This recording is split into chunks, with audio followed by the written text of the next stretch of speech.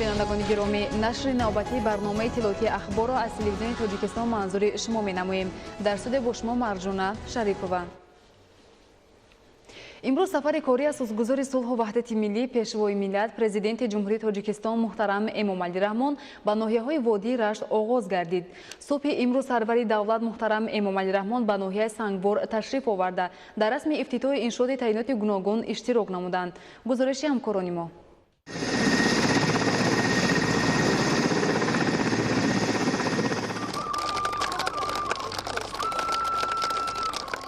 امروز اساسگذار صلح و وحدت ملی پیشوای ملت پرزیدنت جمهوری تاجیکستان محترم امامعلی رحمان با سفر کاری و جهت اشتراک در تنتنه‌های ادانه به استقبال 22مین سالگرد روز وحدت ملی، افتتاح یک قطار انشاءات دارای تعیینات گوناگون و صحبت و آخری‌های صدمن با ساکنان به ناحیه‌های وادی رشت تشریف آوردند. بازدید کاری سرور دولت محترم امامعلی رحمان به ناحیه‌های وادی رشت از ناحیه سنگبار آغاز گردید و مردم مهنت‌قرین این ناحیه پیشوای ملت را با روحیه بالیده و افتخار بلند از وطن و وطنداری ملی گرم و صمیمی استقبال گرفتند. ناحیه سنگبار در دوران استقلالیت دولتی با شرافت صلح و وحدت ملی و توجه و دستگیری‌های روزافزون پیشوای ملت محترم امامعلی رحمان همه جهته رشد نموده ساکنانش به دستاوردهای زیادی مهنتی در تمام ساحه‌ها نائل گردیدند. خوش آمدید به سنگبار ای پیشوای ملت، از جان و دل عزیزتر هستید برای ملت. امروز فرحمند مشاد پیشوای ملت آمدند، چون نور خورشید نزد ما محبوب ملت آمدند.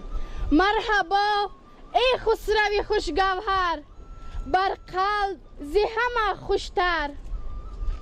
زیهی شهریاری با عدالت، زی فردای درخشانت بشارت. وحدت گلریز ما فرخنده باد، وقتی ما اقبال ما پاینده باد. خوش آمدید پیشوای محبوب ما. سلام شما رو تقدیم می‌کنم. جان بر خیر بلا کی پیشوا آمده است،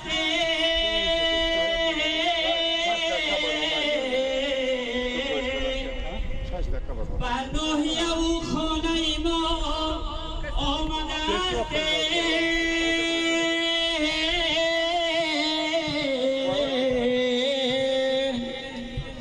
از شادی بیرزم رشت در روی رشه،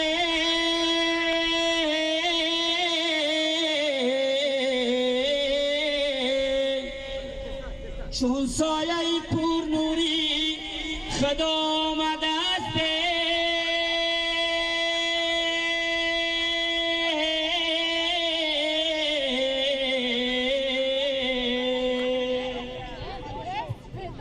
خینگاه بیا تاریخی خود یاد کنم،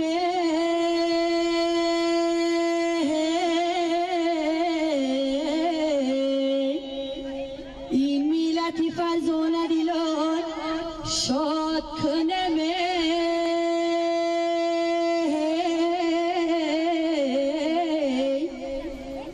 از پیشای پیشوای ماگی سبقه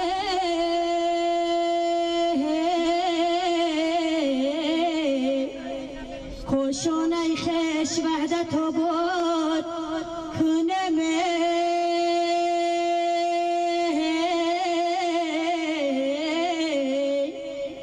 خوشانه خش وحدت آباد کنم.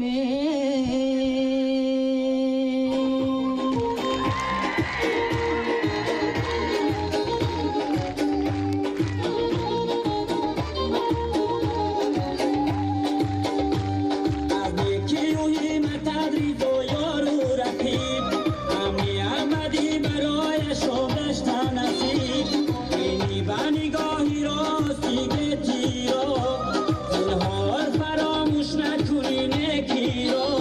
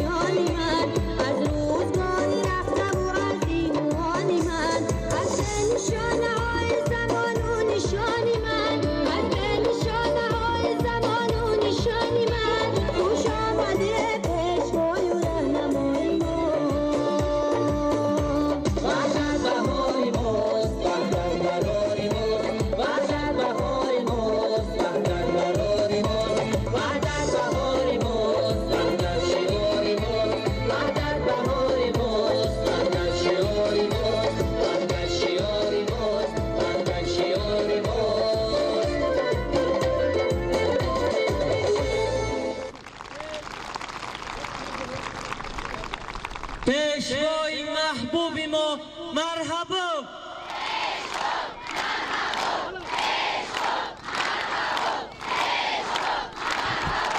وحدت مبارک.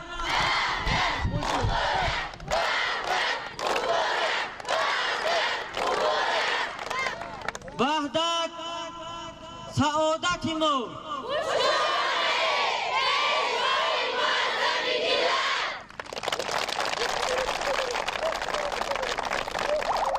ما شما را دوست می‌داریم.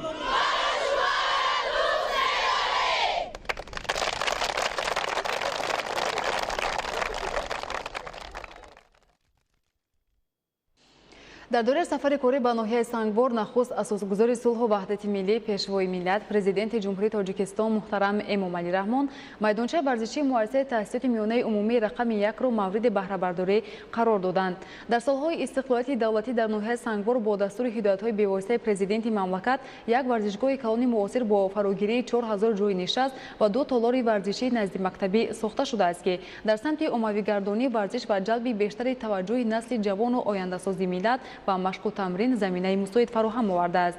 گزارش همکاران ما.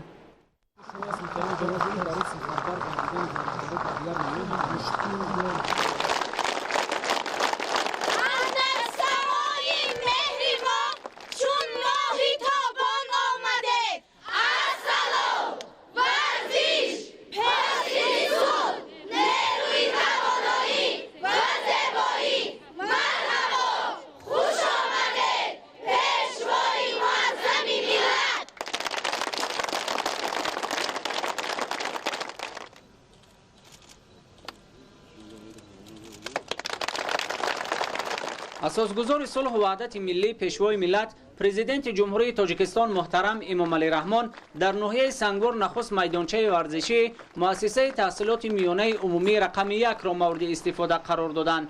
میدانچه ورزشی در مساحت 540 متر مربع در دوره دستور و هدایت‌های بی‌واسطه پرزیدنت مملکت محترم امامعلی رحمان در سمت جلب جوانان و نورسان به ورزش و سالمگردانی ساخته شده است. طور اطلاع داده شد در مؤسسه تحصیلات میانه عمومی رقم 1 ناحیه سنگبار 450 نفر خواننده در 2 بس به تعلیم فرا گرفته شده است و از نداشتن میدانچه معاصر آب و تاب بدن تا به امروز تنقیسی می‌کشیدند. اکنون در دوره اقدام‌های بنیادکارانه پیشوای معظم ملت و آمادگی‌ها به استقبال 30 سالگی استقلالیت دولتی در ناحیه سنگبار خوانندگان این مؤسسه تعلیمی صاحب میدانچه معاصر ورزشی گردیدند. میدانچه ورزشی برای بازی‌های فوتبال، والیبال و بسکتبال پیش بینی گردیده با مورد بهره برداری قرار گرفتنش نه تنها برای خوانندگان مؤسسه تحصیلات میانه عمومی رقم 1 بلکه برای دیگر جوانان دهه طویل‌دره دهات طویل‌دره ناحیه سنگبار امکانات وسیع برای مشغول شدن به نمودهای گوناگون ورزش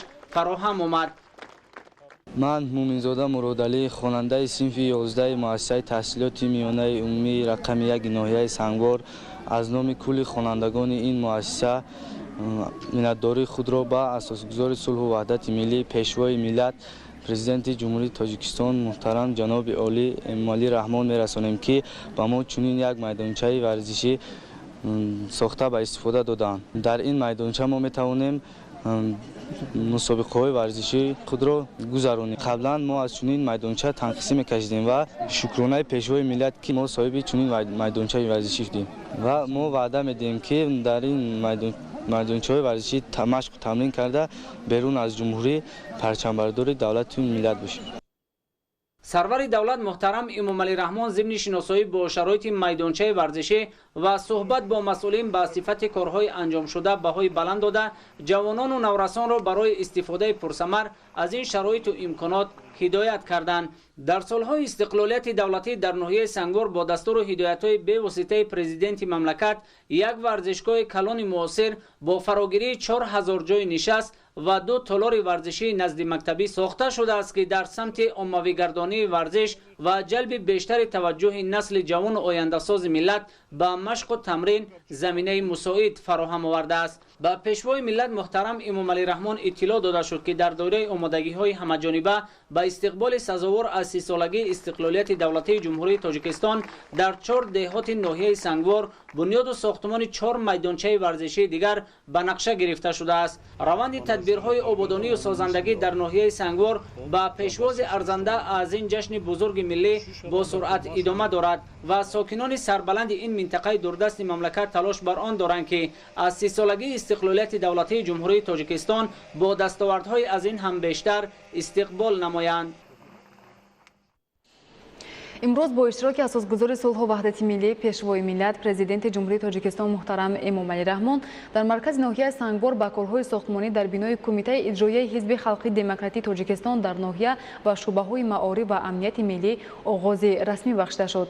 سرور دولت محترم امامعلی رحمان در جریان شناسایی با لایحه انشاءات‌های ساخته شونده برای انجام با صفت کارها و استفاده از محصولات اعلی‌صفت در رفع کارهای بنیادی با مسئولین دستور هدایت‌های سودمند دادند. اساسگذار صلح و وحدت ملی پیشوای ملت پرزیدنت جمهوری تاجیکستان محترم امامعلی رحمان در ادامه بازدید کاری از ناحیه سنگوار در مرکز ناحیه با کارهای ساختمانی در بینای کمیته اجرایی حزب خلقی دموکراتی تاجیکستان در ناحیه و شعبه‌های معارف و امنیت ملی آغاز رسمی بخشیدند. بینای کمیته اجرایی حزب خلقی دموکراتی تاجیکستان در ناحیه سنگوار و شعبه معارف در اساس دستور و سپارش‌های به واسطه سرور دولت محترم امامعلی رحمان ساخته می‌شوند و در آنها برای کارمندان جهت باز هم بهتر نمودن کار و فعالیت در سمت حفظ دستاوردهای ملی و سهمگذاری در پیشرفت تاجیکستان عزیز امکانات و شرایط معاصر فراهم آورده خواهد شد. بینای کمیته اجرایی حزب خلقی دموکراتی تاجیکستان در ناحیه سنگوار دو آشیانه ساخته می‌شود و در طرح انشاءات بنیاد یک تالار ورزشی، 4 اتاق کاری و اتاق بایگانی پیش بینی گردیده است. ضمن شناسایی سرور دولت محترم امامعلی رحمان با طرح بینای کمیته اجرایی حزب خلقی دموکراتی تاجیکستان در ناحیه سنگوار اطلاع داده شد که انشاءات با سهم صاحبکاران با ننگ و ناموس دیار ساخته می شود. بینای کمیته اجرایی حزب خلقی دموکراتی تاجیکستان در ناحیه سنگوار به استقبال جشن 30 سالگی استقلالیت دولتی جمهوری تاجیکستان ساخته به استفاده داده می شود. البته ما ساختمانچیان در رفت کارهای ساختمانی تمام کوشش خود را در اساس دستور و سپارش‌های اساسگذار صلح و وحدت ملی پیشوای معظم ملت محترم امامعلی رحمان بر راه مانده کارهای ساختمانی را با صفت بلند به انجام خواهیم رساند. بینای کمیته اجرایی حزب خلقی دموکراتی تاجیکستان در ناحیه سنگوار این یک تحفه ارزشمندی پرزیدنت محبوب کشور برای مردم ناحیه، برای کارمندان ساحه خواهد بود و با ساخته به استفاده دادن انشاءات امکانات کار و فعالیت برای کارمندان باز هم بهتر خوبتر خواهد گردید، زیرا در بینای نو همه شرایط ضروری فراهم می‌گردد.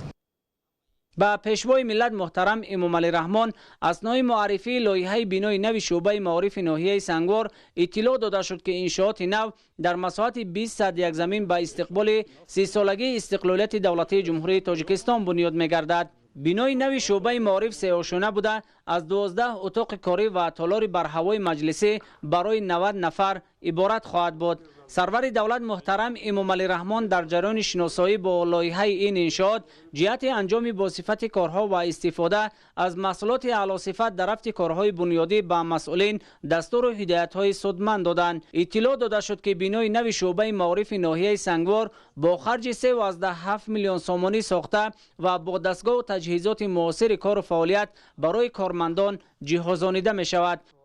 امروز شکرانه از این وطن بهشت‌آسا و پیشوای معظم ملت میکنیم که در یک فضای صلح و آسایشتگی عمر به سر میبریم. مخصوصا غمخواری های حکومت جمهوری و پیشوای ملت بهر آباد و زیبا گردیدن وطن عزیزمان از مد نظر مردم دور نخواهد ماند. باعث خوشنودی و افتخار ما معارفچیان است که در مرکز ناحیه سنگ اساسی بینای شعبه معارف با تشبث سروری کشور گذاشته شد که این برای در آینده باز هم خوبتر و فعالتر کار نمودن ما معارفچیان مساعدت خواهد کرد که این یک تحفه ارزنده بخشیده به جشن 30 سالگی استقلالیت دولتی جمهوری تاجیکستان از جانب سروری کشور می باشد. مینداری اهل معارفچیان ناحیه را به حکومت جمهوری تاجیکستان می رسانیم و با یک باوری کامل گفتم میتوانم که بحر سزاوار پیشواز گرفتن جشن 30 سالگی استقلالیت دولتی جمهوری تاجیکستان، بحر تعلیم و تربیت نسل نو است و باز هم آباد و زیبا گردیدن تاجیکستان عزیزمان سهمی ارزنده میگذاریم. پیشوای ملت محترم امامعلی رحمان پس از آغاز کارهای ساختمانی و شناسایی پرره با لایحه‌های بنای نو کمیته اجرایی حزب خلقی دموکراتی تاجیکستان در ناحیه سنگوار و شعبه معارف این ناحیه با مسئولین و ساختمانچیان برای در مهلت معین گردیده به انجام رساندن کارها و توجه بیشتر دادن به انتخاب مسائل خوشصفت ساختمانی دستور و سپارش‌های سودمند دادند.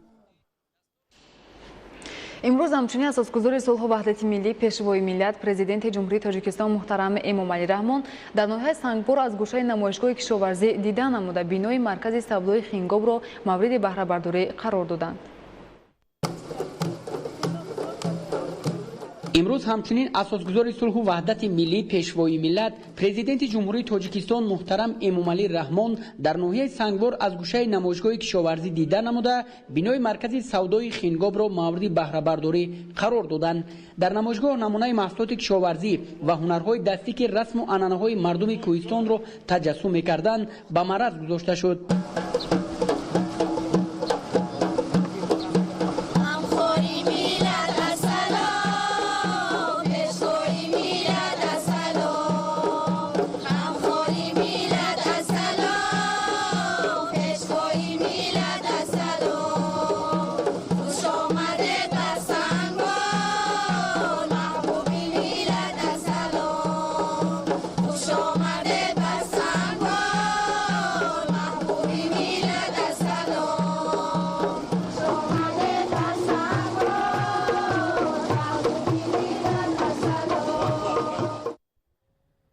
پیشوای ملت محترم امامعلی رحمان هنر والای کدبانهای این ناحیه دوردست مملکت را که در این نمایشگاه با پختن نانهای لذیذ مشغول بودند شایان تحسین خوانده برای آموزش آن به جوان دختران دستور و هدایت ها دادند.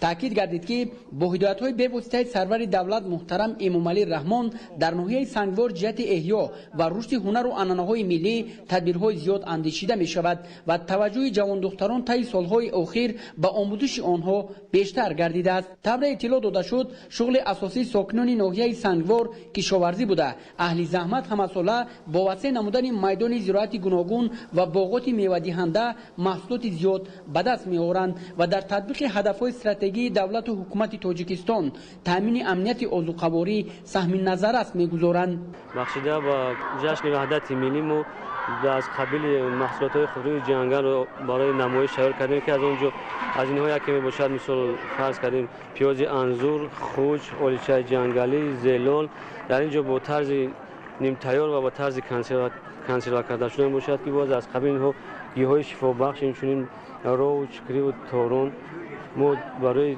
نمایش در اینجا تیار کردیم. هنرمندان ناحیه ما تصمیم گرفتند که برای رشد دهات سیاحی و هنرهای مردمی محصولات خود را در امروز نمایش پیشکش کنند. امروز ما باید که برای بهبودی، برای تنجی و آرامی ما کوشش و غیرت کنیم و محصولات های نو به نو از خود اشیاء خام وطن خودمان استحصال کنیم. خواجگی های دهقانی و جماعی ناحیه سنگوار سال روان در میدان 650 گکتار کارتوشکا، 188 گکتار غله‌دانگی کیش نموده، 27 گکتار باغ‌های نوی میوه دهنده سیب و نوک از جمله 1 گکتار باغ‌های اینتنسیوی بنیاد کردند.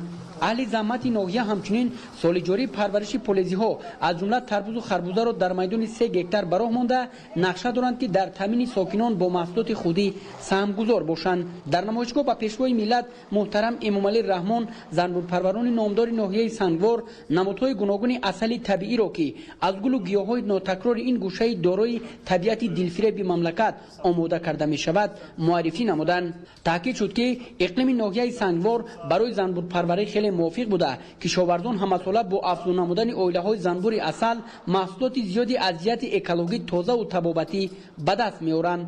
فعلا در ناحیه سنگبار شماره اویله‌های زنبور عسل به 12900 عدد میرسد و زنبور پروران نقشه دارند که در اساس دستور و هدایت‌های به واسطه پرزیدنت مملکت محترم امامعلی رحمان این نشانداد را باز هم افزون و در تامین ساکنان با عسل طبیعی خودی و صادرات آن به خارج از کشور سهم نظررس داشته باشند. ما در اساسیاسیمون 400 سرایله زنبوری زنبوری عسل پرورش کرده ایم. موضوعی ناحیه سنگبار برای پرورش زنبور عسل خیلی مفیدند. برای همین ما حرکت داریم که در آینده سرشمار اولیه‌های زنبور رو زیاد کرده استحصال عسل تازه طبیعی رو زیاد کنیم. در دیگر گوشه نمایشگاه امکانیت‌های جمعیت دارای مسئولیتش محدود زرینگ به پیشوای ملت محترم امامعلی رحمان معرفی کرده شد. جمعیت دارای مسئولیتش محدود زرینگ کارهای کافت‌وکاوی را سال 2017 در ناحیه سنگبار شروع نمود. الحال در جمعیت دارای مسئولیتش محدود زرینگ 70 نفر ساکنان محلی با جای کار تامینند. کارهای جستجوی گیولوژی گذرانده به کمیسیه سرداری گیولوژی جمهوری تاجیکستان پیشنهاد نمودیم و در آنجا آنها کمیسیه تشکیل کرده کمیسیه تکنیکی گذراندن و تصدیق نمودند. عین حال در کارخانه ما 70 نفر مردم محلی کار میکنند، فعالیت میکنند.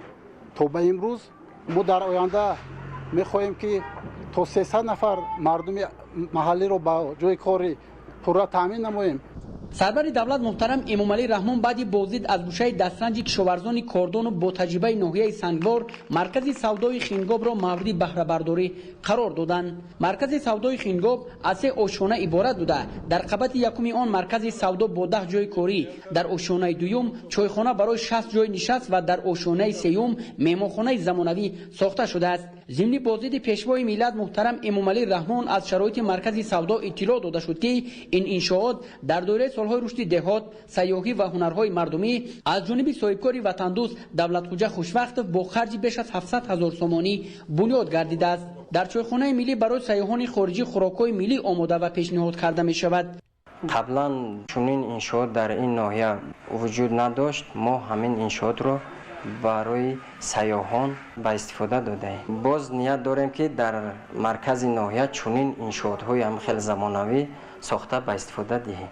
حوزه‌های مهمانخانه با تمام شرایط ضروری برای سیاحان داخلی و خارجی تامین می‌باشند. در مرکز سودای خینگاب در مجموع نزدیک 30 نفر ساکنان محلی با جای کار دائمی و معاش خوب تامین شدند. مساحت عمومی بنا 180 متر مربع را در بر گرفته در ساحل دریای خینگاب خیلی نظرروا به نظر می‌رسد. در اطراف بنا برای استراحت و فراغت مهمانان و سیاحان 2 صحبت کرده با نقش و نگار ملی ساخته شده است. ناحیه سنگبار دارای طبیعت زیبا و موضع‌های زیادی تاریخی و سیاحی بوده. همساله از آن سیاحان خارجی دیدن میکنند. در شفت مرکز سودا پرزیدنت جمهوری تاجیکستان محترم امامعلی رحمان بنای 2 آشانه عبارت از مرکز سودا و کارگاه هنرمندی را مورد استفاده قرار دادند.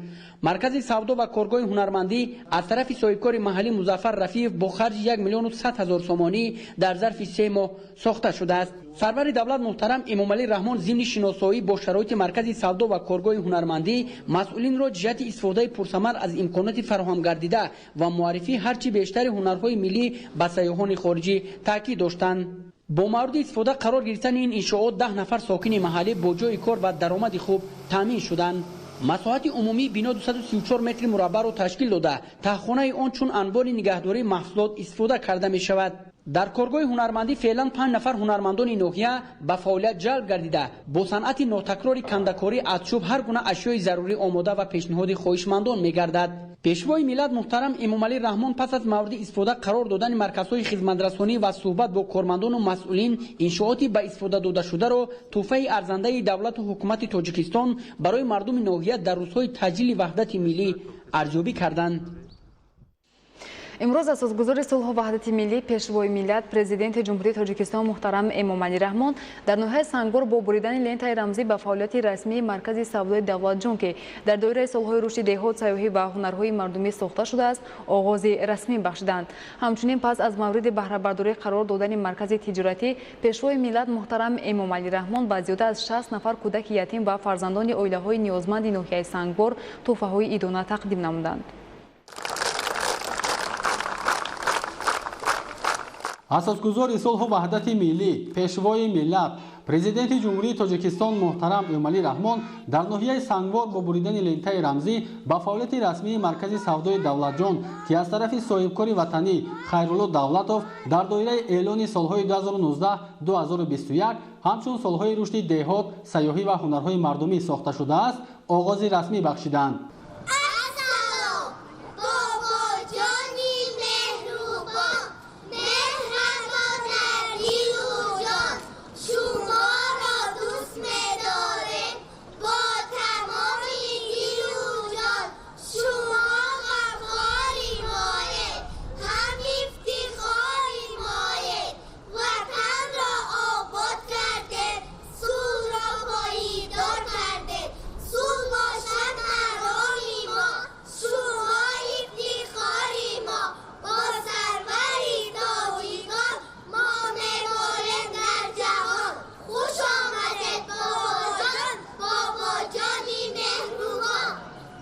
طبق اطلاع کارهای ساختمانی در این مرکز تجارتی سال 2017 آغاز گردیده بود و در رفت بنیاد انشاءات زیاده از 10 نفر ساکنان ناحیه به کار جلب گردیدند. بنا از 2 آشیانه و تکخانه عبارت بوده. آشیانه یکم مغازه فروش مالهای نیاز مردم و آشیانه دوم همچون مرکز جوانان برای برگزاری توی معرکه ها پیش بینی شده است. در تکخانه مرکز تجارتی مال و محصولات گوناگون نگاه داشته می شود. مساحت عمومی انشاءات 401 زمین را در بر گرفته خود بنا در مساحت 260 متر مربع قامت افروخته است. این سیومین مرکز سودای زمانوی در ناحیه محسوب می‌یابد که با دستگیری حکومت جمهوری تاجیکستان در دوران صاحب استقلالی کشور از طرف صاحبکاران وطن دوست ساخته شده است. انشاءات تازه بنیاد برابر خدمت رسانیدن به اهالی همزمان به حسن ناحیه سنگوار زیبایی ضمن نمود. اکنون با استفاده دادن این مرکز چند نفر ساکنان محلی صاحب جای کاری دائمی گردیدند. ما صاحبکاران از دستگیری پیوسته پیشوای ملت روی الهام تازه گرفته در آبادی دیار خش کمر همت بسته ایم. امروز مرکز سودای دولت جان که در مرکز ناحیه سنگوار ساخته به استفاده داده شد همزمان در آشیانه دیوم این بنا مرکز خدمت رسانی جوانان موجود بوده برای برگزاری توی معرکه ها موافق می باشد. من همچنین یک صاحبکار وطنی میندارگی خش را به پیشوای ملت محترم امامعلی رحمان بیان می نمویم. بعد مورد بهره برداری قرار دادن مرکز تجارتی اساسگزار صلح و وحدت ملی پیشوای ملت پرزیدنت جمهوری تاجیکستان محترم امامعلی رحمان با زیاده از 60 نفر کودکان یتیم و فرزندان عائله‌های نیازمند ناحیه سنگوار تحفه‌های عیدانه تقدیم نمودند. این طفلکان خود را خوشبخت و سربلند احساس می‌کردند زیرا در عرفه تجلیل با شکوه 22 سالگی جشن وحدت ملی از دست پیشوای غمخوار و مهربان و پشتیبان خود تحفه پولی و سر و لباس زیبا گرفتند. صد امیدی دیگر آمد کوی ما با قدومت سروری دلجوی ما زندگی دیگر آمد سوی ما پیشوای خوش قدم خوش آمدی نیک فرزندی عدم خوش آمدی. نخست سرور دولت کودکان یتیم و فرزندان عائله‌های نیازمند را با فرارسی روز وحدت ملی تبریک و تهنیت گفته تاکید داشتند که قشر نیازمند جامعه همیشه در حمایت دولت و حکومت مملکت قرار دارند. دستگیری معیوبان، یتیمان و بی‌پرستاران و عائله‌های نیازمند از سالهای اول صاحب استقلالی در مد نظر سرور دولت محترم امامعلی رحمان قرار داشت و چون عنعنه در عرفه همه عید و ایام این عمل نیک و انسان دوستانه صورت می‌گیرد. همزمان در این روز به خاطر شادی و نشاط کودکان دسترخوان عیدانه آراسته شده بود. طبق معلومات عین زمان در ناحیه سنگوار 7 نفر یتیم کل 235 یتیم 284 معیوب به قید گرفته شدند که از شماره عمومی معیوبان 44 نفرشان سن تا 18 ساله را تشکیل می‌دهد. همه آنها زیر توجه دولت و حکومت جمهوری تاجیکستان قرار دارند. من تربیت گیرنده مکتب اینترنت جمهوریوی کودکان یتیم ناحیه سنگوار رحیم آبوری زاده و استقامت کننده شهر وحدت طول 6 سال است که در این مؤسسه تعلیمی تحصیل و زندگی می نمایم. تحت همکاری و سیاست خردمندانه اساسگزار صلح و وحدت ملی پیشوای ملت محترم امام علی رحمان نسبت به ما یتیمان و به پرستاران شرایط مادی و معنوی در سطح خوب قرار دارد. دستور و هدایت های شما را ما تربیت گیرندگان همیشه سرمشق کار و تحصیل خود قرار داده با بهای خوب و اعلا می‌خوانیم. ما همیشه پیرو سیاست خردمندانه شما پیشوای ملت میباشیم. من گلبنازی محمدالله تربیت گیرنده مکتب اینترنتی جمهوریوی کودکان یتیم ناحیه سنگوار شکرانه از آن میکنم که در وطنی عزیز و محبوبمان تاجیکستان صاحب استقلال در فضای صلح و وحدت ملی آزادانه عمر به سر میبرم و تعلیم و تربیت میگیرم. من به این نیرو و الهام ما یتیمان از دولت و حکومت تاجیکستان علل خصوص از اساسگزار صلح و وحدت ملی پیشوای معظم ملت پرزیدنت جمهوری تاجیکستان محترم امام علی رحمان و سیاست خردمندانه آنهاست که پیوسته به ما یتیمان کمک و غمخواری نموده سر ما را با مهر و محبت به پایان صله می نمایند. جوابم به این دستگیری های شما پدری عزیز و غمخوار پیوسته کوشش می نماییم که این مؤسسه تعلیمی را ختم نموده و دانشگاه و دانشکده های جمهوری داخل شده در پیشرفت و شکوفایی تاجیکستان محبوبمان سهمگزار باشیم. خوشبختانه دستی کمک دراز نمودن به شخصان نیازمند جامعه در عرفه همه عید و ایام همچون عمل نیک انسان دوستانه به حکم عنعنه در آمده است و شخصان سخاوت پیشه این عمل را پیوسته انجام میدهند.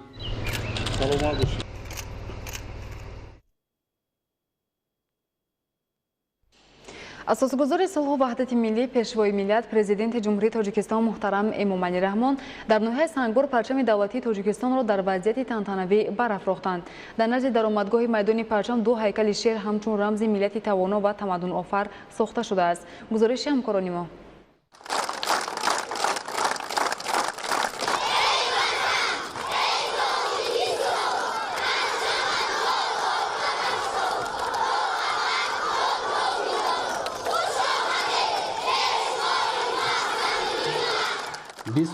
یونی سال 2019 در دایره سفر کاری به ناحیه سنگبر اساسگزار صلح و وحدت ملی پیشوای ملت پرزیدنت جمهوری تاجیکستان محترم امام علی رحمان پرچم دولتی تاجیکستان را در وضعیت تنتنوی برافروختند.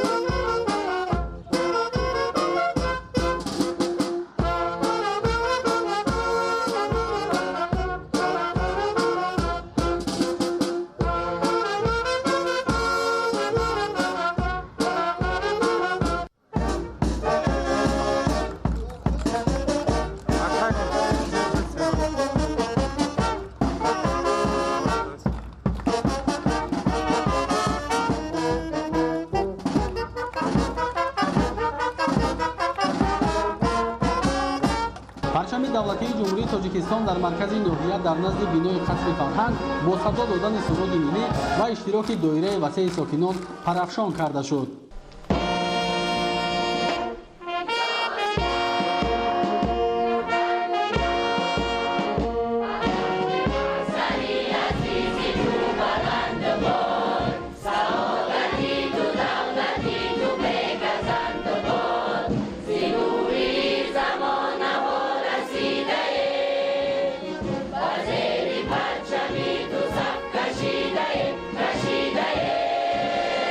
زنده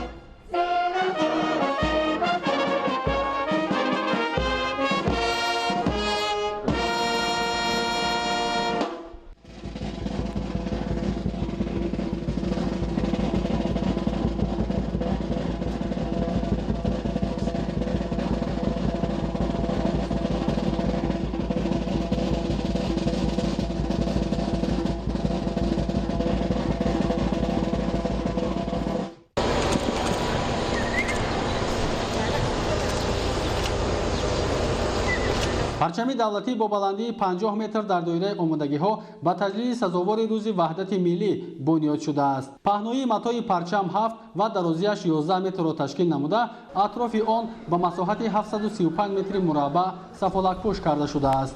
در نزد درآمدگاه میدان پرچم دو هیکل شیر همچون رمز ملیت توانا و تمدن‌آفر ساخته شده است.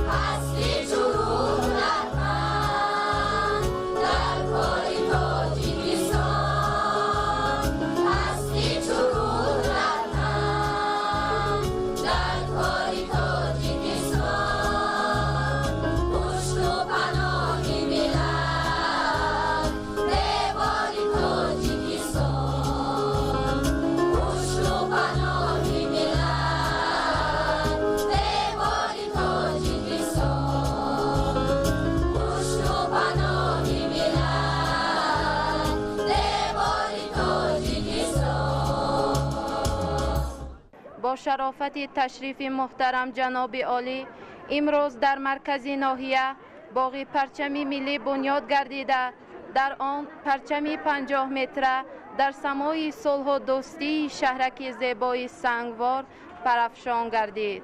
همچنین مغازه ها، میدانچه های ورزشی قامت افراخته به حسن ناحیه حسن دیگر زم نمودند. از فرصت استفاده برده ما نسل جوان که پیروان اصیل پیشوای ملتیم برای چنین دستگیری و غمخواری های پدرانه در حق ما از نام جوانان ناحیه اظهار سپاس نموده جواباً به این غمخواری ها وعده می دهیم که با بهای اعلا تحصیل نموده فردا نامبرداران کشوری محبوبمان باشیم. ای وطن چون پیشوا خدمت برایت میکنیم جان خود چون پیشوای خود فدایت میکنیم. کارهای ساختمانی در ستونپایه پرچم دولتی تاجیکستان با مبلغ‌گذاری مقامات اجرایی حاکمیت دولتی ناحیه سنگوار از جانب کارگران و متخصصان جمعیت دارای مسئولیت محدود نجار با سطح و صفت بلند انجام داده شد. میدان پرچم دولتی 11 صدیق زمین را در بر گرفته اطراف آن را بیش از 60 ارچه گل‌های گوناگون و سبززار زیب می‌دهد. در رفت ساختمان با نظرداشت سیروگشت ساکنان و مهمانان 10 نشستگاه و چراغک‌های روشندهنده نصب شدند.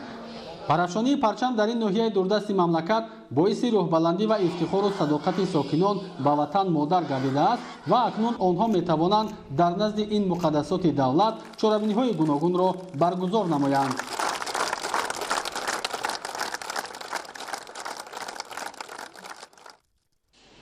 پس از افتتاح یک قطار انشاءاتی مهم در ناحیه سنگوار، اساسگذار صلح و وحدت ملی پیشوای ملت پرزیدنت جمهوری تاجیکستان محترم امامعلی رحمان در قصر فرهنگ ناحیه با فعالان و ساکنان ناحیه ملاقات صمیمی دایر کردند.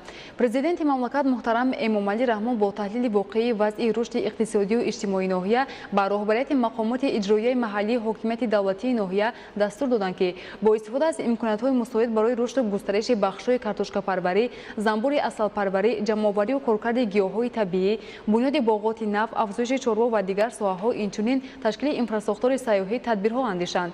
گزارش همکاران ما.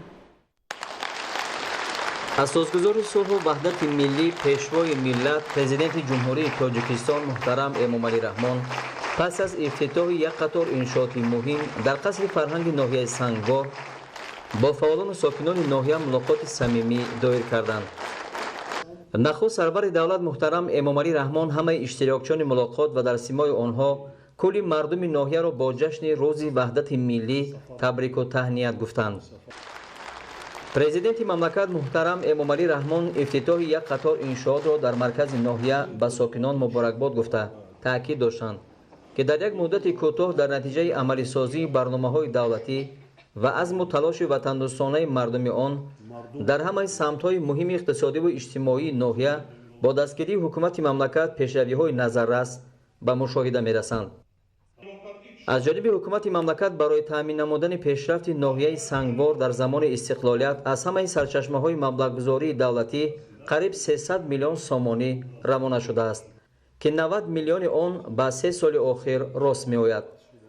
مورد ذکر است که در ناحیه سنگوار با مقصد استقبال شایسته 30 سالگی استقلالیت دولتی جمهوری تاجیکستان بنیاد و از نوسازی 77 انشاءات به نقشه گرفته شده تا امروز ساختمان 15 انشاءات به انجام رسانده شده است. طی سالهای 2016-2018 در ناحیه در دایره دو لایحه دولتی سرمایه‌گذاری دایر به تقویت تحصیلات کسبی، تکنیکی و اداره‌کنی اکولوژی زمین مبلغ 12 میلیون سامانی از خود کرده شده است.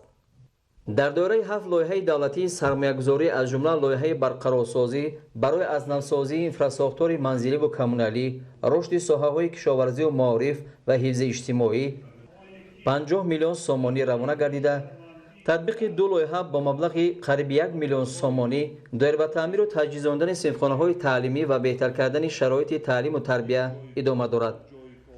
پرزیدنت مملکت محترم امامعلی رحمان با تحلیل واقعی وضع رشد اقتصادی و اجتماعی ناحیه به راهبریت مقامات اجرایی محلی حکومت دولتی ناحیه سنگوار دستور دادند که با استفاده از امکانات‌های مساعد برای رشد و گسترش بخش‌های کارتوشکا پروری، زنبور عسل پروری، جمع‌آوری و کارکرد گیاه‌های طبیعی شفابخش، بنیاد باغات نو، افزایش چاروا و دیگر ساحه‌ها، تشکیل اینفراستراکچور سیاحی تدبیرها اندیشند.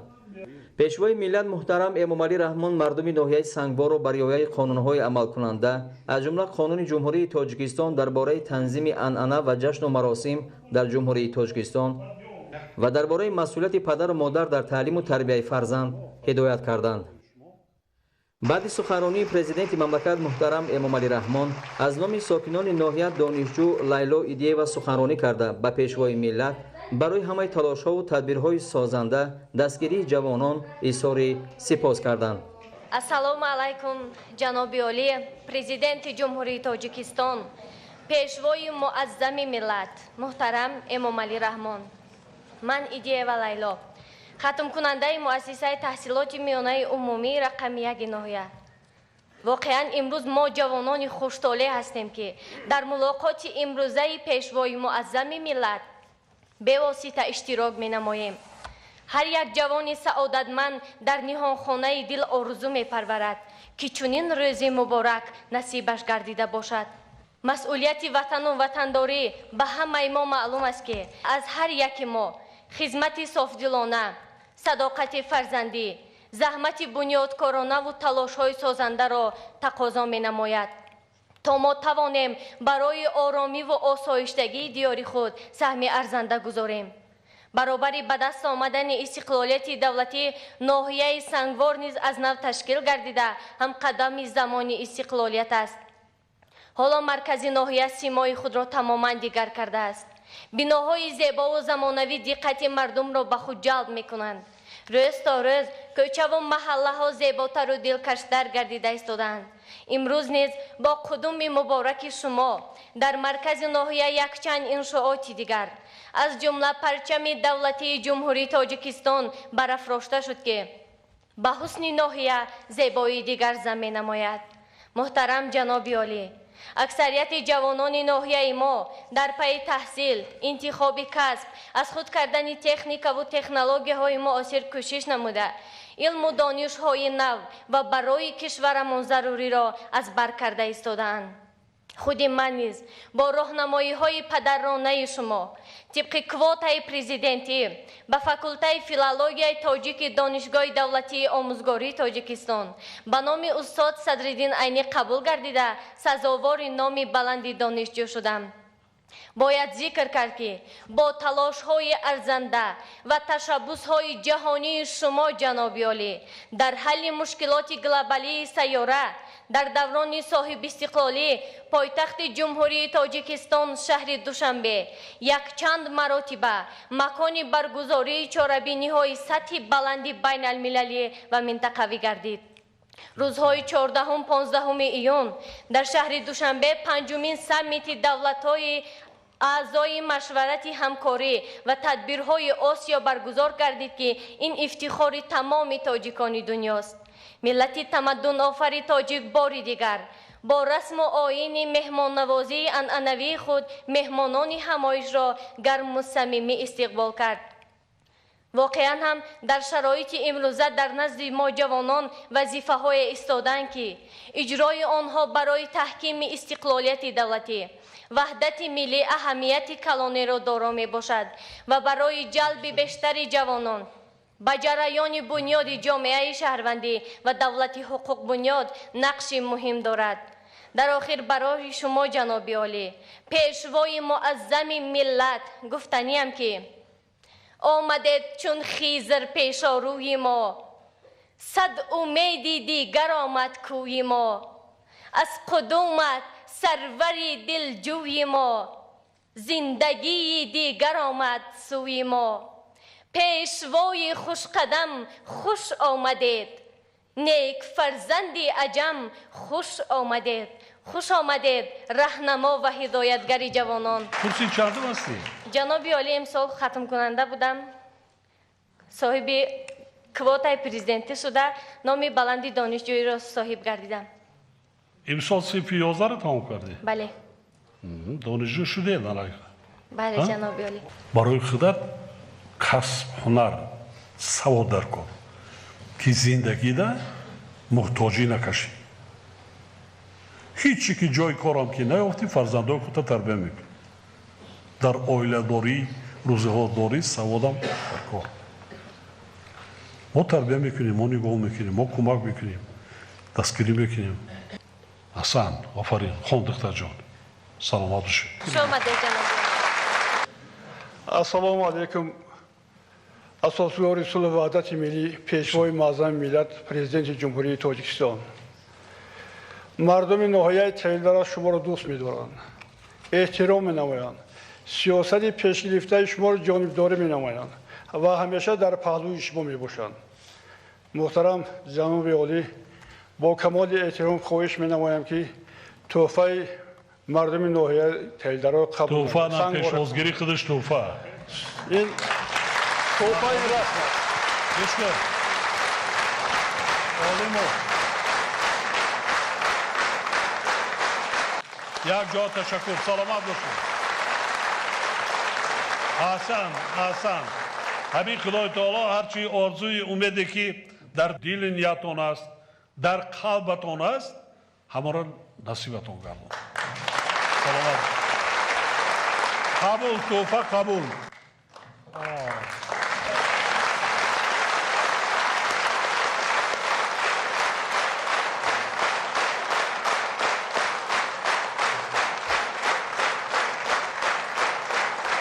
سببگار خواندن من همه مادر من است پدرم نمیمان تنها میمانم گفته مادرم گفت که از سن بچه‌م هم کار میکنم گاوتم نگاه میکنم اوقاتم میپزم پشاکتم میشم همش میکنم بچه‌م هم دابطه برواب خواند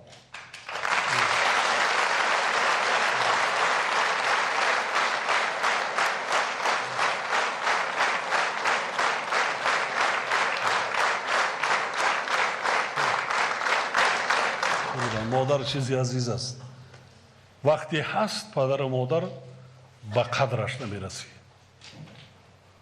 هست من همین کردم با میگم هیچی نکردم برای چی همه چی دستم ده بود یکی مادر من نگاه کردن نتونستم پدر من ساز نگاه کردن نتونستم برای چی حاضر میستم کودکام میگم نبیرو من نصیحت میکنم که شکرانه کنید مرا نگاه نکردین مادرتون نگاه کنید دعا بگیرید نگاه کنید همین است اما مادر دخل دارد کلان شدیم پدر و مادر رو وای میکنیم پیر شدی یک روز میسندیم بتونیم خبر میگیریم نه دعای نیکی پدر و مادر رو گرفتن نکن من 12 سال پدرم در بیستری در بیماری خانه نگاه بین کردم مادر من نگاه میکرد کلان حاضر چیزی گفتم من حیاتی بگویم از هیچ یک چی میکرد توقع بالای دسترخوان دا میمون شکمی ما را سیر میکرد بسیار زحمت کشیدن 7 یتیمی از اکوها دادراش موندگی تربیه کردن با وایه رساندن خاندار کردن در زمان جنگ رفتگی محنت میکردن کار میکردن در اویله هم در خواجگی هم کار میکردن تا وقتی چی داشتن برای همین عزت احترامی پدر و مادر بسیار مقدم نرین حج در دری خانه ما چو میرین حج هر فردی که دعای نیکی پدر و مادر گرفته باشد حجش قبول است خدمتی پدر و مادر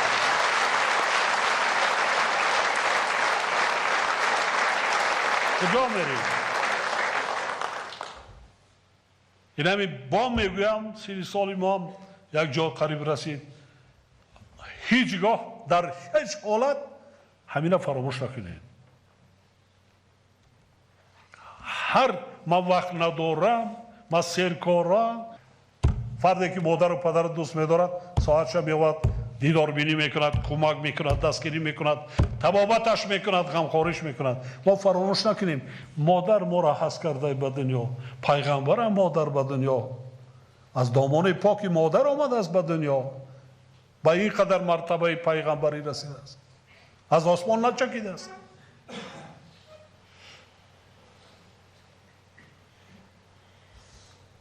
کردین توفه من بسیار زیبا و کرده است قریب اصل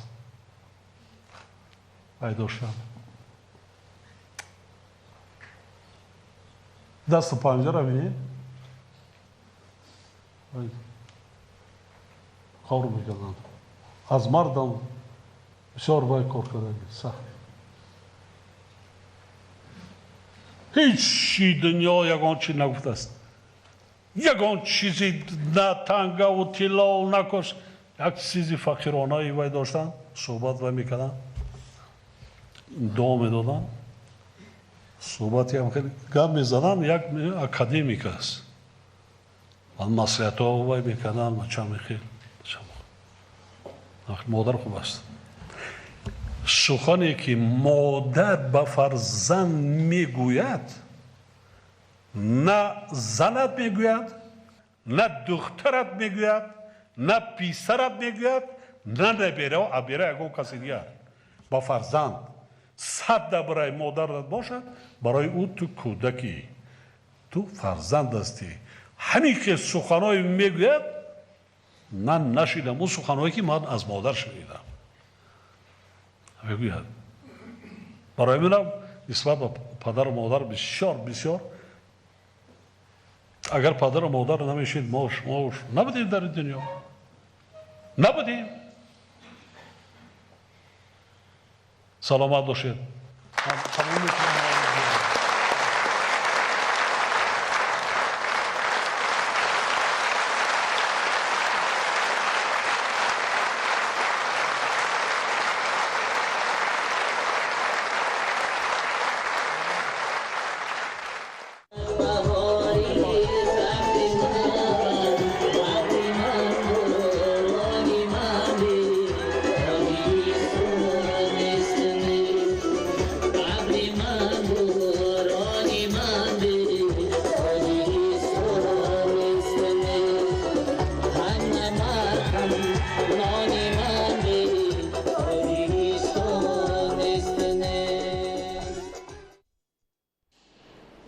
امروز اساسگذار صلح و وحدت ملی پیشوای ملت پرزیدنت جمهوری تاجیکستان محترم امامعلی رحمان به ناحیه نورآباد تشریف آوردند. ساکنان کسب و کاری گوناگون، سابقه‌داران، فعالان و شماره زیادی جوانان این ناحیه دوردست مملکت سرور دولت را گرم و صمیمی و با محبت بی‌اندازه پذیرایی نمودند. نخست پیشوای ملت محترم امامعلی رحمان در خواجگی نبنیاد دهه خالیبک دهات خمدان که ایدانه آراسته شده بود با دستاوردهای مهنتی مردم این ناحیه خوشمنظره شناس شدند. به خاطر تشریف مهمان عالی قدر در اینجا نمایشگاه بزرگ و دامنه‌دار تشکیل کرده شد. در نمایشگاه ساکنان ناحیه دسترنج خویش از قبیل محصولات نانی، نمونه کندکاری و آهنگری، حاصل زراعت کشاورزی، گل و گیاهای طبیعی شفابخش و غیره را که با مهنت حلال و زحمت زیاد به دست آوردند به معرض گذاشتند. پرزیدنت مملکت محترم امامعلی رحمان به هنر نامپذیر زنان و بانوان ناحیه نورآباد بهای بلند داده با آنها جهت حفظ این میراث قدیمی و باز هم رشد بخشیدن آن اینچنین جلب جوان دختران برای از خود کردن نازکی‌های مهارت نامپذیر مصلحت‌های مفید دادند. در گوشه دیگر نمایشگاه با پیشوای ملت محترم امامعلی رحمان خوراک‌های ملی از جمله آش بریده، کشک، دالده، اوماش بدوق، قروتاب، فطیر مسکه و غیره نمایش داده شد. طور اطلاع دادند در ناحیه نورآباد نمادهای زیادی خوراک‌های ملی که خاص مردم تمدن آفر و کهن‌بنیاد تاجیک میباشند حفظ گردیدند و در خانه‌دان پخته میشوند. همچنین در اینجا شیرینی و کلچه‌قندهای گوناگون و نامگوی زیادی محصولات شیری به معرض گذاشته شد. همه این محصولات در کارگاه‌های ناحیه و اینچنین از جانب ساکنان محلی آماده کرده می‌شوند. در همین جا پرزیدنت مملکت محصول دست چهبران ناحیه نورآباد را تماشا نموده هنر و مهارت دوزندگی و بافندگی زنان و دختران صاحب استعداد و چهره‌دست محلی را نمونه عالی کاردانی و لیاقتمندی ملت قدیمی تاجیک ارزیابی کردند. در گوشه هنرهای مردمی که قسم اساسی و بیشتر نمایشگاه را در بر می‌گرفت، همچنین نامگوی زیاد دیگر نمود محصولات دستی از قبیل چوبکاری و آهنگری و غیره نمایش داده شد. کندکاری و آهنگری که از هنرهای خیلی قدیمی ملت ما به شمار می رود در ناحیه نورآباد احیا و به طور گسترده رشد نموده است. سازهای گوناگون موسیقی، لوازمات روزگار و محصول آهنگران بازگوی فرهنگ بوی پرقناوت تاجیکان می باشد. گوشه محصولات کشاورزی در این نمایشگاه چند راسته را در بر می گرفت که در آن مهنتکشان ناحیه نامگوی زیادی تخمی زراعت کشاورزی و محصولات از آنها استحصال شونده خاصه غله‌دانگی ها، میوگی ها، سبزیجات و پالزی، حاصل زراعت روغن دهنده، اینچنین گل و گیاهای شفابخش، کنسروی میوه و سبزیجات، محصولات شیری، روغن رستنی، عسل طبیعی، تخم پرنده و غیره را به طور وسیع به نمایش گذاشتم. مجموعاً در این گوشه نمایشگاه بیش از 30 نمود محصولات معرفی گردید. بعد بازدید از نمایشگاه هنرهای مردمی و محصولات کشاورزی، پیشوای ملت با فعالیت خواجگی نبنیاد دهه خالیبک، نشأه‌نمای زراعت کشاورزی و باغ نبنیاد آن که از جانب مقامات اجرایی حاکمیت دولتی ناحیه نورآباد تشکیل یافته است شناس شدم. اطلاع داده شد که مساحت عمومی زمین زمین خوجگی نوبنیاد در دهه خولیبک 12 گکتار را تشکیل می‌دهد و در میدان بیش از 5 گکتار از جمله 2 از 154 گکتار باغ اینتنسیوی نو بنیاد کرده شده است. در باغ نوبنیاد اینتنسیوی خوجگیداران نهال درختان میوه‌دهنده سیب، نوک، سیاه‌آلو، آلوچه، شفتالو، زردآلو و غیره شنانیدند. در باقی مانده زمین‌های خوجگی مذکور قریب همه نمود زراعت از قبیل پمیدور و بادرین، کارتوشکا، قلمفور، بایمجان، کرم، سبزی، ترب، شلغم، لوبیا، جواری مکه، نخود، تربوز و خربوزه، کدو، اینچنین گندم و محصر کش کرده شده است. نمایشگاه وسیع محصولات کشاورزی در خوجگی نوبنیاد دهه خولیبک بازگو کننده مهنت پیوسته و صادقانه ساکنان ناحیه نورآباد و خاطر به دست آوردن حاصل دلخواه میباشد. پرزیدنت مملکت محترم امامعلی رحمان به کار دهقانان در مجموع وضع ساحه کشاورزی ناحیه نورآباد بهای بلند داده آنها را به مهنت صادقانه و به دست آوردن حاصل فراوان هدایت نمودند. اساسگزار صلح و وحدت ملی پیشوای ملت پرزیدنت جمهوری تاجیکستان محترم امامعلی رحمان در ناحیه نورآباد مرکز نوی خدمترسانی را افتتاح نمودند. کارهای ساختمانی در این انشاءات سال 2017 آغاز گردیده در روزهای تجلیل جشن وحدت ملی مورد بهره برداری قرار گرفت. در ناحیه نورآباد با اشتراک اساسگزار صلح و وحدت ملی پیشوای ملت پرزیدنت جمهوری تاجیکستان محترم امامعلی رحمان مرکز نوی خدمترسانی مورد استفاده قرار گرفت. انشاءات دارای کارگاه کارکرد تونوکا، کارگاه استحصال درو تیره‌های پلاستیکی، کارکرد چوب، کارگاه استحصال خشت‌های سمنتی و نقطه فروش سوزشواری میباشد. در آشیانه یکم مرکز فروش مواد غذایی و در آشیانه دوم فروش لباس و پایافزار به راه مانده شده است. مجموعه خدمترسانی در شهرک دربند ساخته به استفاده امروز داده شد که از 4 قسمت عبارت است. قسمت یکم این کارکرد چوب و تخته برای ساختمان منزل استقامتی شهروندان، نقطه فروش سوزشواری، حمام، اینچنین مرکز سودا، کارکرد چوب و تخته پلاستیکی به استفاده داده شد.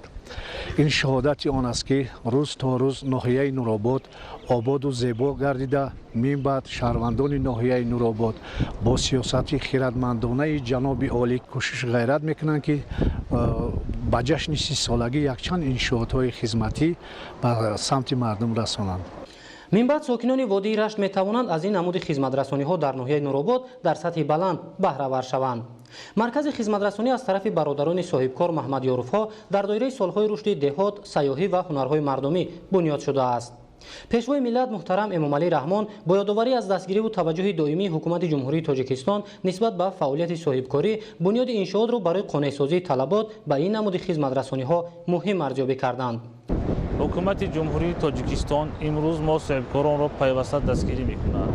همه این دستگیری‌هایی که بودند ما در ناحیه نورآباد یک مجموعه کانونی خدمترسانی را به استفاده دادیم که در اینجا 50 نفر با جای کار تامین شدند. کارهای ساختمانی در انشاءات سال 2017 آغاز گردیده در روزهای تجلیل جشن وحدت ملی مورد بهره برداری قرار گرفت. بنیاد انشاءات خدمترسانی در زمینه دستگیری‌های حکومت مملکت صورت گرفته در دایره عملی شوی هدف‌ها جهتی بر شغل دائمی فرا گرفتن اهالی 50 نفر به جای کار تامین شدند. مساحت عمومی بنا 3462 متر مربع را تشکیل می‌دهد.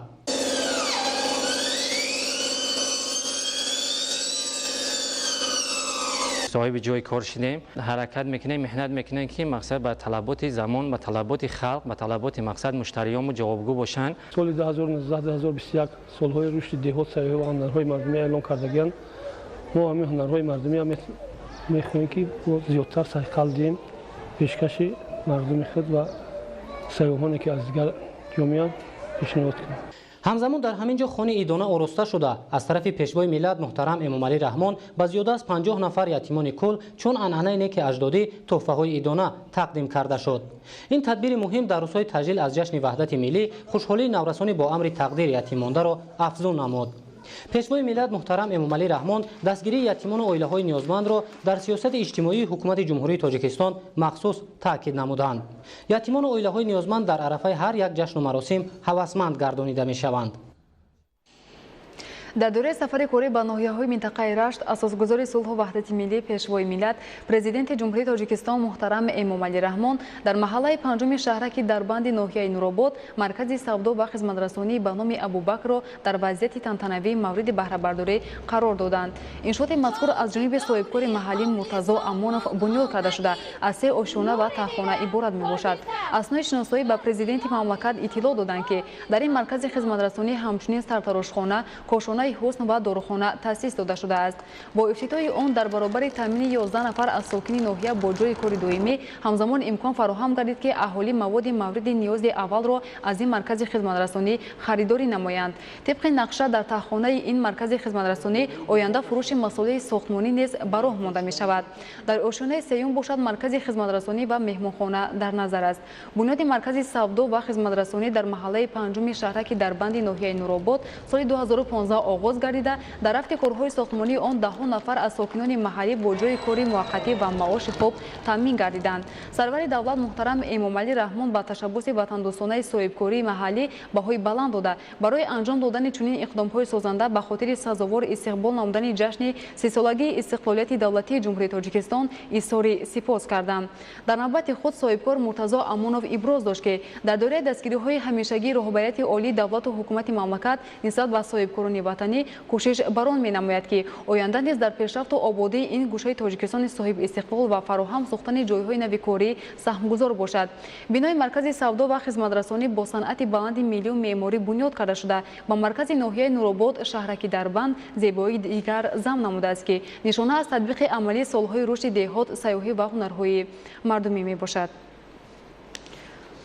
همچنین امروز در ناحیه نورآباد اساسگذار صلح و وحدت ملی پیشوای ملت پرزیدنت جمهوری تاجیکستان محترم امامعلی رحمان بنای کارخانه فرعی دولتی خودروی منزلی و کمونالی را مورد بهره برداری قرار دادند.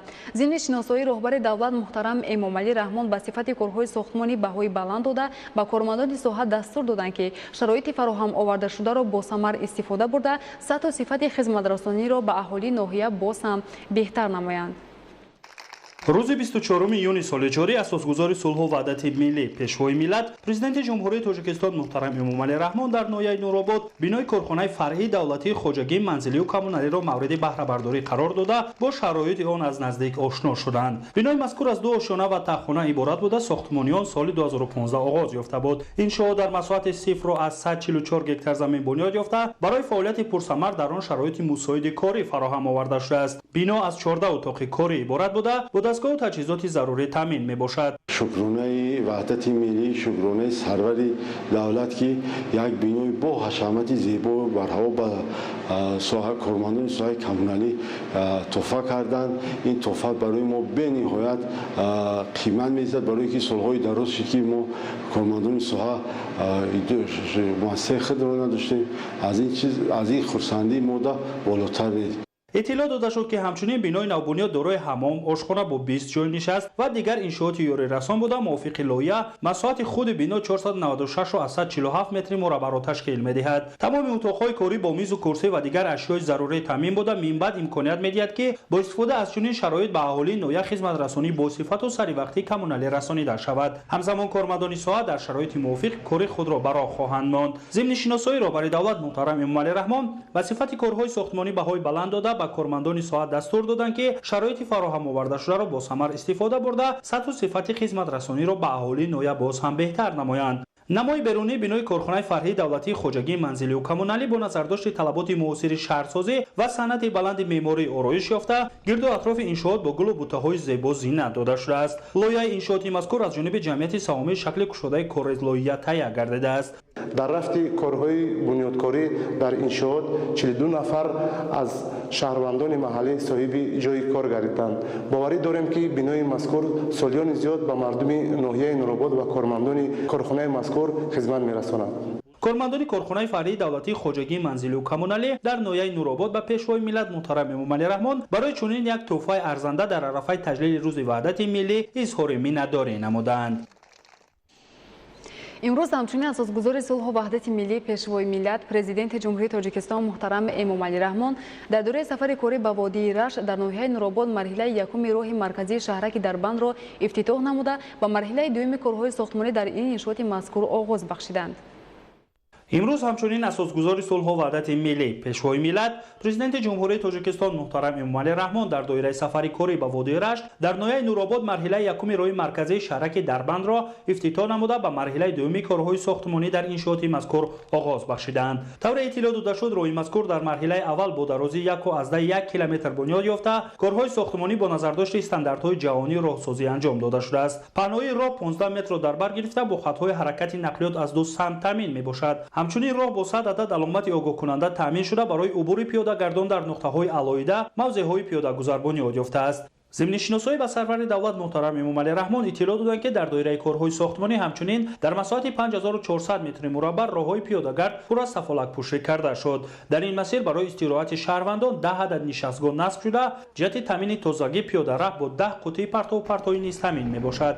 راه آبادی مملکتمان، راه رفته‌های خلق‌ها، راه بایگری امروز و فردای ماست، راه معرفگری ملت و خلق‌های عالم و عالمیان. پیشوای معظم ملتمان پرزیدنت جاناجان کشورمان امامعلی رحمان یکی از سمت‌های اساسی پیشرفت حیات امروز و فردای ملت خویش را در بنیاد راه و پل‌های زمانوی وظیفه مقدس هر یک ما و شما شمارید. راه مرکزی شهرک دربند از جانب مؤسسه دولتی مدیریت منطقه زیر آب شونده نیروگاه برقیابی راغون بنیاد یافته، کارهای ساختمانی آن ماه مارس سال جاری با جلب 40 متخصص آغاز یافته بود. در این دوره کارها از روی استانداردهای راهسازی انجام یافته، مشکلات حواره شهرک و گرد و اطراف را جهت رفته‌های بی ممانعت برطرف نمود. این قطعه راهی که ما و شما می‌بینیم در حالت نه اونقدر خوب قرار داشتند. امروز ما می‌بینیم که قطعه راه پورا تعمیر کرده شد، چراغ‌ها روشن، مردم آزادانه رفته میکنن، از مرکز ناحیه دیدن میکنن. اگر وقتی که مهمانا گذر میکردن مرکز ناحیه اونقدر در نظر آنها نمایان نبود. امروز ببینید که چقدر ناحیه ما به مثل گل شکوفان شده ایستاده است. همچنین راه نوبنیاد پررا چراغان کرده شده است. در شفاتی راه 80 عدد سیمچوب برقی روشنی دهنده نصب شده، در آن 160 چراغک موثر برای تامین روشنایی وصل گردیده است که آن حسن کوچه مرکزی شهرک را باز هم زیباتر میکند. پیشوای معظم ملت در اینجا به مرحله دوم ساختمان راه مرکزی شهرک دربند رسما آغاز بخشیدند. طبق لایحه در مرحله نوبتی 1.2 کیلومتر راه بنیاد گردیده، آن با سیستم روشنیدهی، نوآهای آبرو و خط حرکت دو سمته تامین میگردد. پیاده‌روهای شفاف راه نیز در مساحت 5444 متر مربع سفالک پوش کرده میشوند. طور ابراز گردید در ادامه کارهای ساختمانی مرحله دوم راه با 76 عدد سیمچوب برقی روشنی دهنده و 152 چراغک تامین خواهد شد. طبق نقشه در انشاءات مذکور نزدیک به 50 عدد علامت راه نصب کرده می شود. رهبر دولت محترم امامعلی رحمان به صفت کارهای انجام یافته در مرحله اول راه مذکور بهای بلند داده ساختمانچیان را وظیفه دار نمودند که در مرحله نوبتی نیز کارها را با سطح و صفت بلند به انجام رسانند تا سالیانی زیاد به اهالی خدمت نماید. قابل به تذکر است که بنیاد راه مرکزی شهرک دربند و آغاز مرحله دوم کارهای ساختمانی ادامه تدبیرهای سازندگی در حدود این شهرک تازه بنیاد بوده، در دایره دستور سفارش‌های پیشوای ملت محترم امامعلی رحمان برای بلند برداشتن سطح و صفت زندگی مردم و دسترسی سریع به خدمت رسانی‌های گوناگون در اینجا دیگر کارهای آبادانی از قبیل کشیدن خط‌های ایلوگی، تامین آب نوشاکی و کارز، برق، ساختمان حوض آبگیری، بنیاد مؤسسه‌های تعلیمی میانه و کسبی در نظر داشته شده است. امروز در ناحیه نورآباد اساسگزار صلح و وحدت ملی پیشوای ملت پرزیدنت جمهوری تاجیکستان محترم امامعلی رحمان میدانچه ورزشی فوتبال بازی را در مساحت 800 متر مربع که از جانب فدراسیون فوتبال تاجیکستان ساخته شده است مورد استفاده قرار دادند. کارهای ساختمانی در انشاءات ورزشی ماه می سال جاری با جلب ساکنان محلی آغاز گردیده ماه ایون سال 2019 به انجام رسید. خاطررسان باید نمود که سال 2014 سال عمومی‌گردانی فوتبال در تاجیکستان اعلان گردیده بود و در این زمینه تا امروز در تمام قلمرو مملکت تالار و مرکزهای معاصر ورزشی مجهز با تمام دستگاه و تجهیزات معاصر مشق و تمرین برای سالمی جامعه با شرایط و امکانیت‌های فراهم آورده شده است. بعد این مورد استفاده قرار دادن میدانچه نو فوتبال بازی در ناحیه نورآباد، سرور دولت محترم امامعلی رحمان تاکید داشتند که ساخته با استفاده دادن چنین میدانچه‌های ورزشی در قلمرو مملکت در سالهای رشد دهه‌ها سیاحی و هنرهای مردمی تحفه ارزشمند است برای جوانان خودآگاه و نسل آینده تاجیک. پیشوای ملت محترم امامعلی رحمان اظهار باوری نمودند که فوتبال در تاجیکستان آینده میتواند معرفیگر کشور در عرصه عالم گردد، زیرا برای رشد آن در تمام گوشه و کنار جمهوری شرایط ضروری مهیا گردیده است. بینندگان گرامی، نشر نوبتی برنامه تلویزیونی اخبار خاتمه می‌یابد. خیر، سلامت باشید.